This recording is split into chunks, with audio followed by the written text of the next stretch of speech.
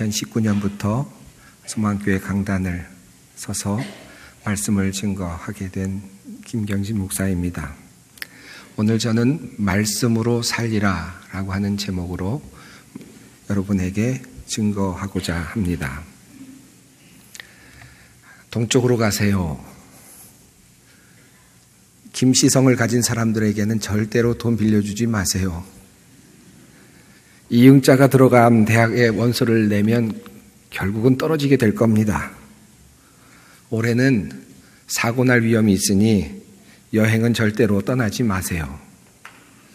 혹시 이런 얘기 들어본 적 계십니까? 연초가 돼서 재미삼아 찾아갔던 점집에서 이런 이야기를 들으셨다면 여러분 지금 마음이 어떠실 것 같습니까? 여러분 점집을 다 안 가셨겠지만 만약에 이런 이야기를 들은 사람이 있다면 그 사람이 동쪽으로 가라는 이야기를 들었는 사람이 서쪽으로 마음 편하게 이사를 갈 수 있을까요? 대학 원서를 넣으면서 이응자가 들어간 대학에 마음 편하게 원서를 넣을 수 있을까요? 1년 동안 여행을 편하게 계획할 수 있을까요? 아마 쉽지 않을 것입니다.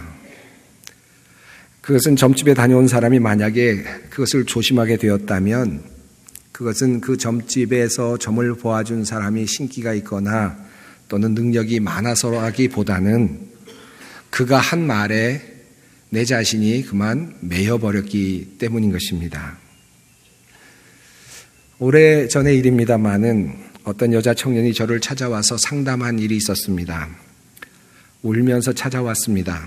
그 내용은 이런 것이었습니다. 결혼을 하고 싶었던 남자가 있었습니다. 그래서 결혼을 하려고 막 준비하고 있다가 그만 엄마가 사주를 보게 되었다는 겁니다. 그런데 그 남자와 결혼하면 그 남자가 일찍 죽게 된다고 하는 이야기를 들었다는 겁니다.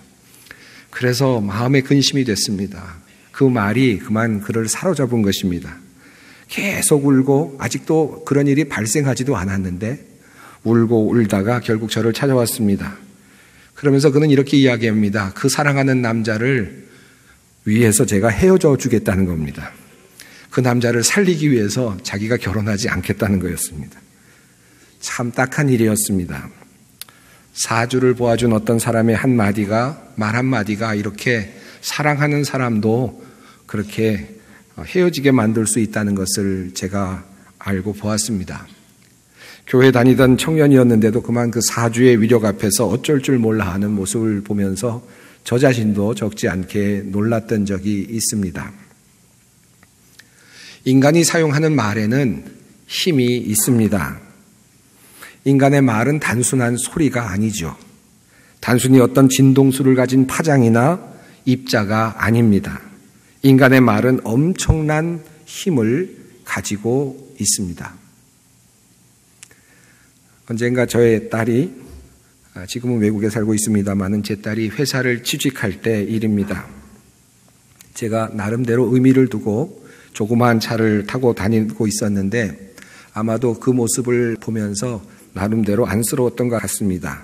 어느 날 저에게 저의 딸이 이렇게 이야기를 했습니다. 아빠, 제가 나중에 돈 많이 벌어서 아빠 은퇴할 때는 좋은 차 꼭 사드릴게요. 라고 하는 말을 했습니다. 그 말을 하는 순간 그 이야기가 제 귀를 통해서 저의 마음속까지 들어와 박혔습니다. 단 1초도 걸리지 않았습니다. 그리고 저는 그 약속을 지금도 잊지 않고 있습니다. 아직 은퇴할 때가 좀 많이 남았지만 그러나 그날이 오면 무슨 일이 일어나겠지 하는 그런 기대를 갖고 있습니다. 물론 제 딸은 이미 그것을 잊어버린 것 같습니다. 그래서 저는 제 딸이 오늘 제 설교를 꼭 들어주었으면 좋겠습니다. 말에는 힘이 있습니다. 음식을 먹으러 가서 성격 급한 사람이 오늘은 내가 살게 라고 말하는 순간 그것은 정해진 미래가 됩니다. 다시 담을 수 없는 실제가 됩니다. 말은 무엇을 실제화시키는 능력을 가지고 있습니다. 한 걸음 더 나아가서 말은 무엇인가를 창조해내는 능력을 가지고 있습니다. 남자와 여자가 만나서 하는 말 한마디, 사랑해요 라고 하는 이 한마디가 천국을 만듭니다.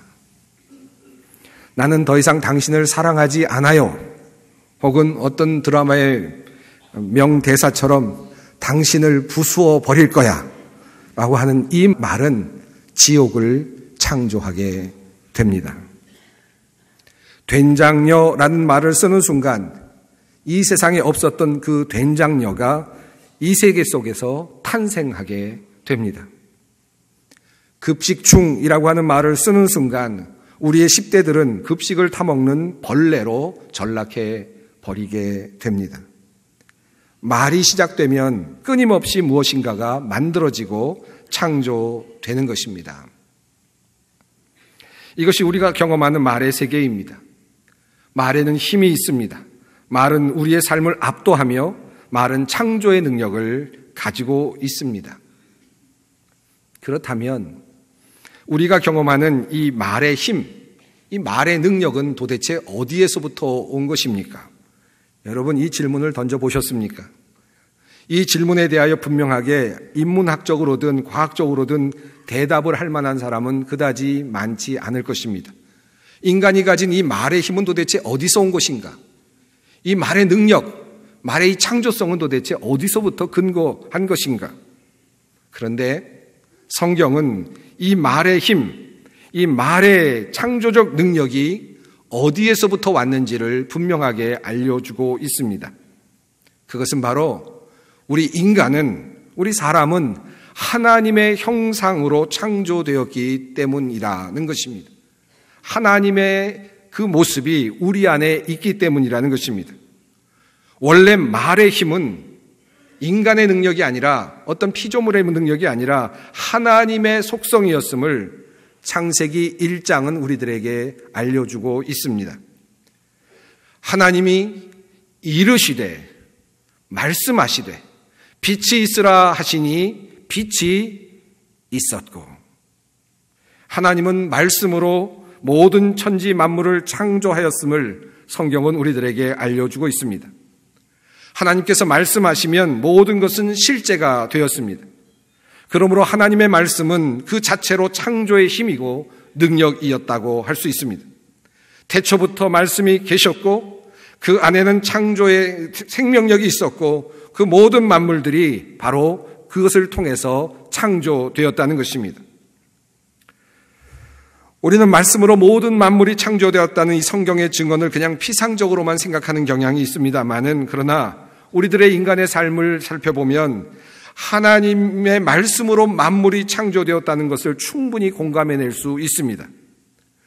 다시 한번 생각해 보십시오. 우리 하나님의 형상으로 살아가고 있는 이 유한한 인간들이 내어뱉는 말이 무엇인가를 실제화시키고 무엇인가를 창조해낼 수 있다면 완전하시고 전능하신 하나님이 하시는 말씀이 어떻게 모든 것을 가능하게 하고 창조해내지 않을 수 있겠는가 하는 것입니다. 그러므로 하나님의 말씀이 온 세상을 창조하셨다는 것은 인간의 삶의 유비를 통해서도 얼마든지 상상하고 공감해낼 수 있는 것입니다. 그런데 이 말씀이, 이 생명력 있는 이 말씀이 이 땅에 오셨음을 성경은 우리들에게 증언하고 있습니다. 지난 주일부터 요한복음을 새벽 기도에서 지금 공부를 하고 있습니다마는 이 요한복음을 읽어가면서 우리는 이 말씀, 이 땅에 오신 이 말씀에 대해서 우리는 공부하고 또 말씀을 읽어가고 있습니다. 왜 말씀이 이 땅에 오셨을까요? 이 세상에 오신 말씀, 이 말씀은 이 세상을 다시 창조하시고 재창조하시고 인간을 다시 창조하시는, 새롭게 하시는 역사를 이루기 위해서 이 땅에 오셨음을 성경은 우리들에게 말씀하고 있습니다. 요한복음 1장 1절부터의 말씀을 읽어보겠습니다.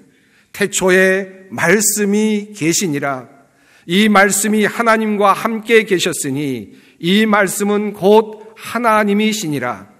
그가 태초에 하나님과 함께 계셨고 만물이 그로 말미암아 지은 바 되었으니 지은 것이 하나도 그가 없이는 된 것이 없느니라. 그 안에 생명이 있었으니 이 생명은 사람들의 빛이라. 빛이 어두움에 비치되 어두움이 깨닫지 못하더라. 참 말씀이셨던 그분이, 이 세상을 창조하셨던 그분, 바로 그분 하나님과 함께 계셨으며 하나님 자신이셨던 그분이 이 땅에 오셔서 이제 재창조를 하시기를 원하신다는 것입니다. 그리고 생명, 이 세상이 갖지 못한 이 생명을 가지고 오셔서 이 세상을 다시 생명으로 창조하시기를 원하신다는 것입니다. 빛으로 임하셔서 이 세상을, 어둠 속에 있는 이 세상을 비추시기를 원하신다는 것입니다. 그런데 이 어두움의 세상은 이 빛을 제대로 알아차리지를 못하고 있습니다.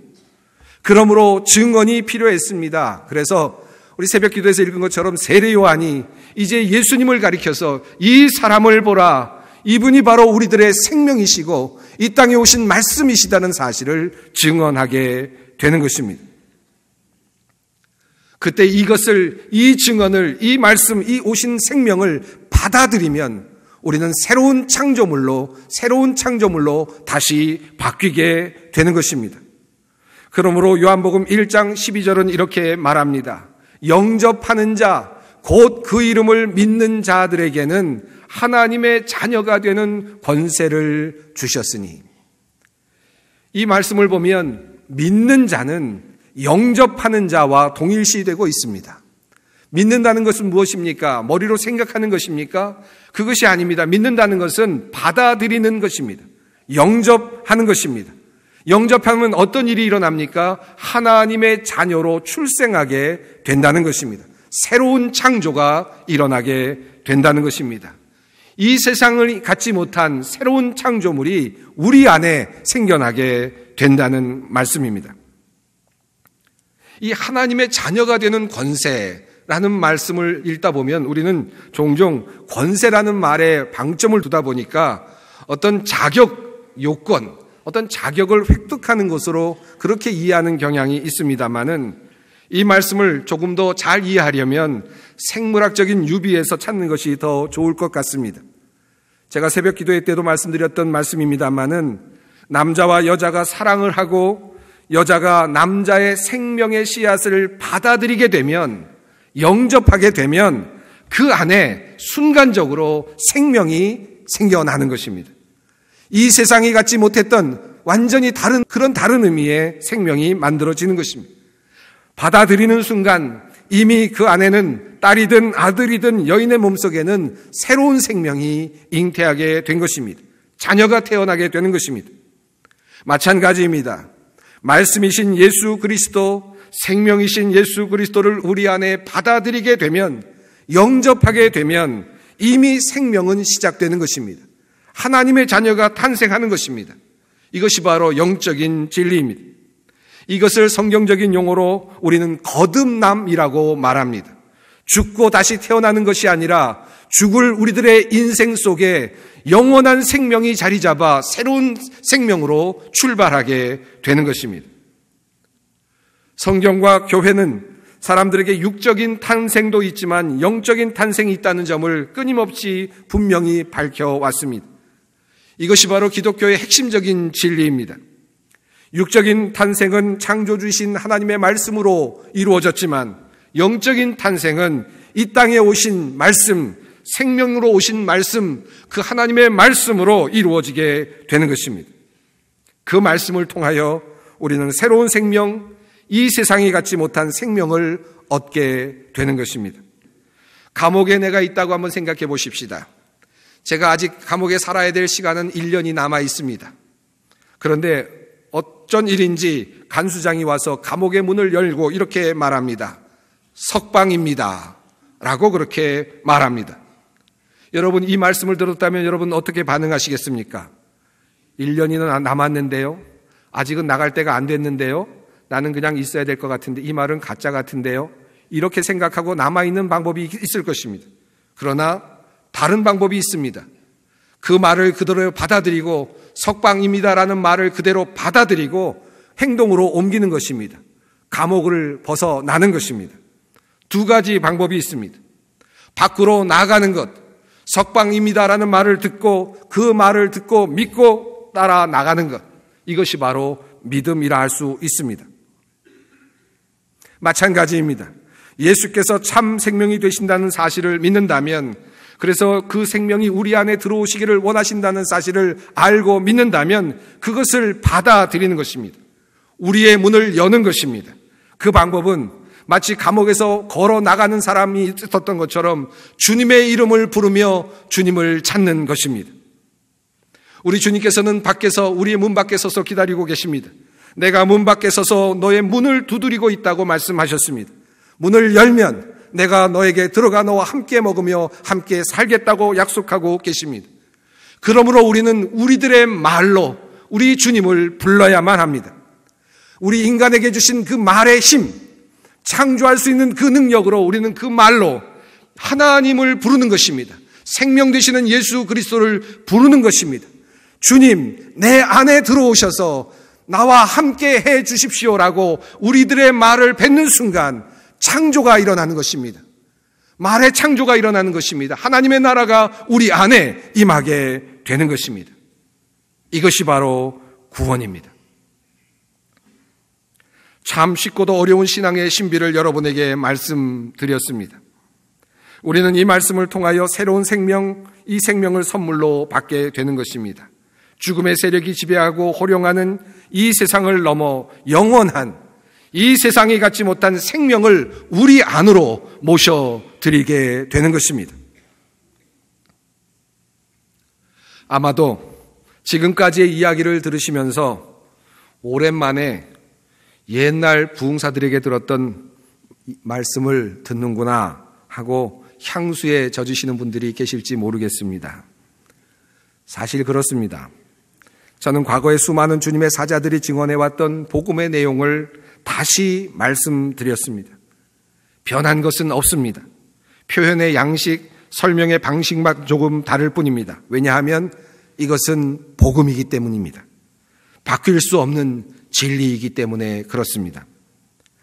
그와 동시에 이런 생각이 떠오르시는 분들도 있으실 것입니다. 옛날에 그 말씀 듣고 다 해봤어요. 그때 저는 열심히 주님의 이름도 부르고 믿는다고 눈물도 흘리고 그랬습니다. 그런데 별거 없던데요. 그럴 수 있습니다. 사실 아쉽게도 말씀으로 새롭게 생명이 태어나지만 그 생명을 잘 유지하지 못하고 멈춰 있는 사람들이 사실 많이 있습니다. 여러분이 잘 아시는 씨 뿌리는 자의 비유에 이런 모습들이 잘 표현되고 있습니다. 길가에 뿌려진 씨, 돌밭에 뿌려진 씨, 가시떨기에 뿌려진 씨, 좋은 땅에 뿌려진 씨. 예수님께서는 이 씨 뿌리는 비유를 말씀하시면서 무엇과 연결시켜서 해석해 주셨는지 아시지요? 말씀과 함께 연결시켜 놓으셨습니다. 말씀이 길가에 뿌려졌다는 것은, 말씀이 돌짝밭에 뿌려졌다는 것은, 말씀이 가시떨기에 뿌려졌다는 것은, 말씀이 좋은 땅에 뿌려졌다는 것은, 이것이 바로 예수님께서 이 비유를 친히 해석해 주셨던 말씀 내용이었습니다. 말씀이 길가에 뿌려졌다는 것은 이들을 가리킴이니 곧 말씀을 들었을 때 사탄이 와서 그들에게 뿌려진 말씀을 빼앗는 것이요. 말씀이 들어왔지만 우리 안에까지 들어오지 못하고 그만 밖에 머물러 있는 상태를 말하고 있습니다.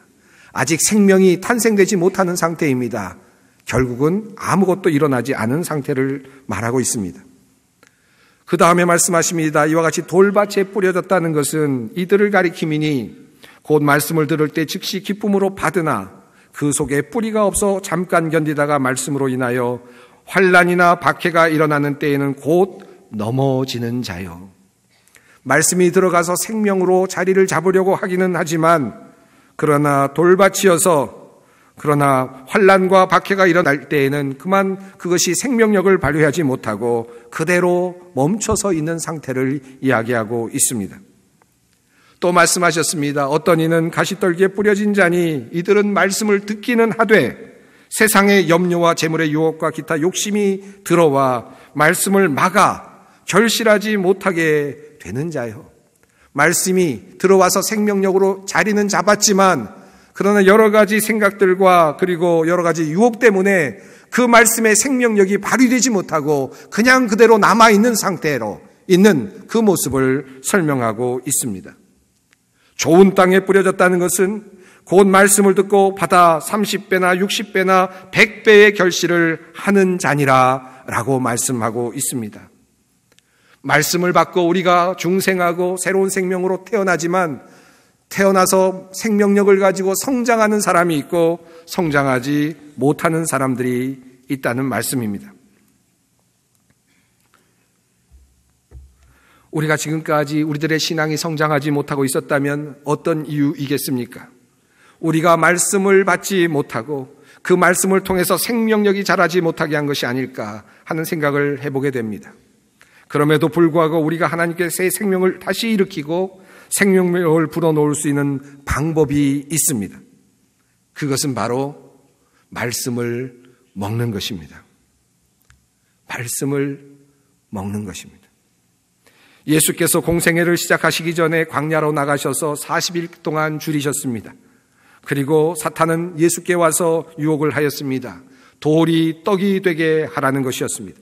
너를 위하여 육체를 위하여 먹을 것을 만들라는 것이었습니다. 그런데 예수님께서는 단호하게 말씀하셨습니다. 사람이 떡으로만 살 것이 아니요 하나님의 입으로부터 나오는 모든 말씀으로 살 것이니라 하였느니라 하시니. 저는 이 말씀을 읽으면서 한동안 그냥 무의미한 대답인 것처럼 그렇게 느꼈던 적도 상당히 있었습니다. 상당히 많이 있었습니다. 그런데 이 본문을 깊이 묵상할수록 이 말씀처럼 명쾌하고 분명한 말씀도 없다는 생각이 들었습니다. 무엇이 우리를 살리는 것입니까? 먹는 것이 우리를 살리는 것입니까? 결코 그렇지 않습니다. 피상적으로 보면, 일반적으로 보면 먹는 것이 우리를 살리는 것 같습니다. 그러나 아무리 먹어도 우리를 살릴 수 없는 단계에 도달할 때가 있습니다. 이것이 우리들의 생명의 모습입니다. 병상에 누워 있을 때, 병상에 누워서 어떤 것도 먹을 수 없을 때 밥이 살리지 못합니다. 그렇다고 링거가 살리지도 못합니다. 아무것도 살릴 수 없습니다. 다만 그를 살릴 수 있는 유일한 방법이 있다면 하나님의 말씀으로 사는 것입니다. 하나님께서 살려주시면 일어나라 하시면 일어나는 것이요, 하나님께서 말씀하지 않으시면 그것으로 끝이 나는 것입니다. 우리가 사는 것은 바로 말씀으로 사는 것입니다. 사랑하는 성도 여러분, 우리는 단 1회의 유일한 삶을 살아가고 있습니다. 풀은 마르고 꽃은 떨어지듯이 또한 우리의 육신 또한 죽음의 세력 앞에서 힘을 잃어가고 있습니다. 그러나 하나님께서 우리에게 영원한 생명을 우리에게 허락하여 주셨으니, 그래서 이 믿음으로 하나님의 자녀가 되었으니 이 영원한 생명을 이 땅에서 키우고 성장시켜 나가기를 원합니다. 죽음 앞에서도 당당한 주님의 자녀들이 되기 위하여 죽음을 호령할 수 있는, 호통칠 수 있는 당당한 주님의 자녀들이 되기 위하여 우리는 오늘도 주님의 말씀 앞에 서야 할 것입니다. 우리는 하나님의 입으로 나오는 모든 말씀으로 살 것입니다. 이 말씀 앞에서 2019년 한 해를 살아내실 수 있는 모든 성도님들이 되시기를 바랍니다. 그래서 육적인 삶뿐 아니라 우리의 영적인 삶도 풍성해지는 그 생명력으로 번성하고 모든 번영을 이루는 성도님들이 되시기를 간절히 바랍니다. 기도하겠습니다. 생명의 근원이 되시는 하나님, 우리를 생명으로 창조하여 주시고 또 영원한 생명을 이 땅에 보내주셔서 믿음으로 구원을 얻고 새로운 생명을 얻은 자로 하나님의 자녀로 살아갈 수 있게 하여 주시니 감사합니다. 2019년 한 해 동안 우리가 말씀을 먹으며 영적으로 소생하며 생명이 풍성해지는 한 해가 되게 하여 주시옵소서. 우리 주 예수 그리스도의 이름으로 기도하옵나이다. 아멘.